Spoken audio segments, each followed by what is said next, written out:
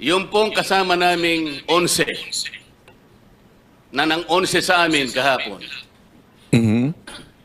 wala mang isa sa kanila ang naglakas ng loob na magsabi, mga kasama, ituloy na natin ang pagdinig na ito. Wala. Naghihintay ang sambayan ng Pilipino. Hindi ba tayo nahihiya? Pera po nila ito. Ipaliwanag natin sinong kumuha, saan napunta, ano nang mangyayari ngayon. Meron po bang nagsalita sa kanila? Isa man sa kanila? Lalo na po yung madadaldal sa kanila. Wala. Wala po. On record. Kayo pong mga participants sa media, nakaramihan po sa inyo ay bayaran. Bayaran! Sasabihin ko na Galit na galit, galit na galit. Tingnan mo, galit na galit yung mga media na yan, ha? Sabi siguro nila, Senator naman, wag mo naman kaming bookingin na bayaran kami. maging ako po, ganun din ang damdamin ko. Hindi naman namin pinagpipilitan ang sarili namin na kami ang manguna sa Blue Ribbon Committee. Nagkataon po nung una ako po inahirang dala po ng tungkulin ay binalikat ko po yun. At sa aking pagkakaalam, ginanap ko po yung tungkulin ayon sa aking kakayahan at sa aking kaalaman. Kaya lang yun po ay hindi nagtagal sapagkat iba po yung nahirang na leader ng aming Senado at nagtalaga sila ng bagong chairman ng ating komite. Kaya pansamantala, hindi na po ako naging chairman, ngunit ako'y naging miyembro pa rin.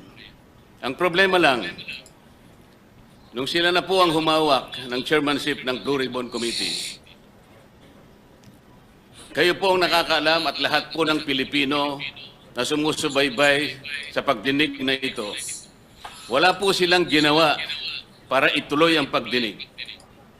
Sila lamang po ang may kaalaman ng dahilan kung bakit ayaw nilang ituloy.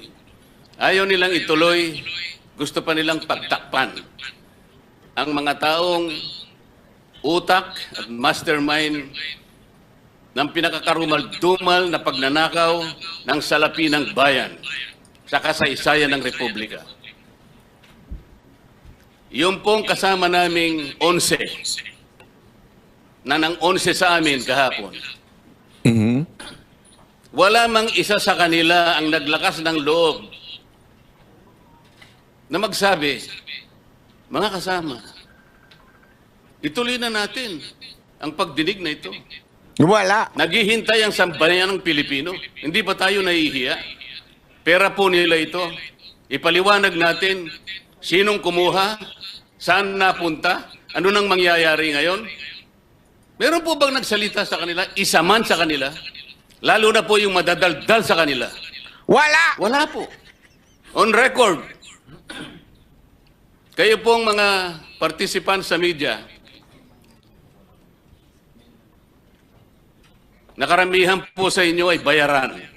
Bayaran! Sasabihin ko na Galit na galit, galit na galit. Tingnan mo, galit na galit yung mga media na yan, ha? Sabi siguro nila, Senator naman, wag mo naman kaming bookingin na bayaran kami. Paano na yung pagpapakilay namin? Pangpalasis namin? Kailangan namin tumanggap. Di ba? Bayaran ba kami? sa inyo ito.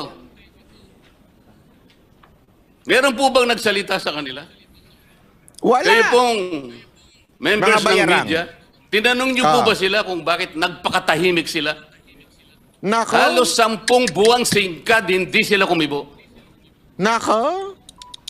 Nung kami po ang nagkaisa para manguna uli sa Senado, sa pangunguna na Senate President Alan Cayetano, hindi pa po kami nagtatagal. Gumawa na sila kaagad ng paraan para matigil kaagad ang pagdinig na ito. Iisa lang po ang layunin. Iisa lang po ang layunin nila. pigilin talaga at ibaon na sa limot ang tungkol Yan. sa pangyayari ng flood control scandal. Wala na pong ibang isyong pinag-uusapan. Wala na po. Kailangan po mapagtakpan, makalimutan, akala nila malilimutan ng taong bayan ang nangyari na skandal sa kasaysayan ng ating bansa. Sino po makakalimot sa inyo? Ngayon po, nandito tayo ngayong umaga. Ang nagkusa lang na dumating dito ay yung mga taong merong pagmamahal sa kanilang bansa. Yung mga taong ang gusto nila malaman talaga kung sino ang dapat managot sa pangyayari ito. Yung pong wala ngayon, para ko nang nakita, basahin po ninyo ang isang tala sa banal na kasulatan.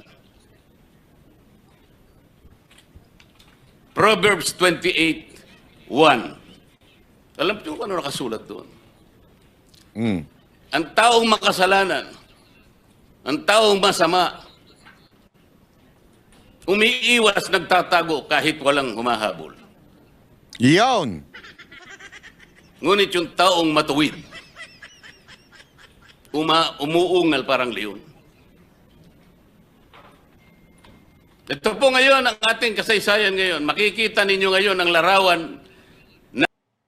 Alam mo, yan po yung dahilan kung bakit galit na galit po yung mga media ngayon kay ano. Kasi sinabihan niya ng bayaran. Totoo naman eh. Hindi ko maintindihan sa mga media na to bakit galit na galit. Totoo naman. Di ba?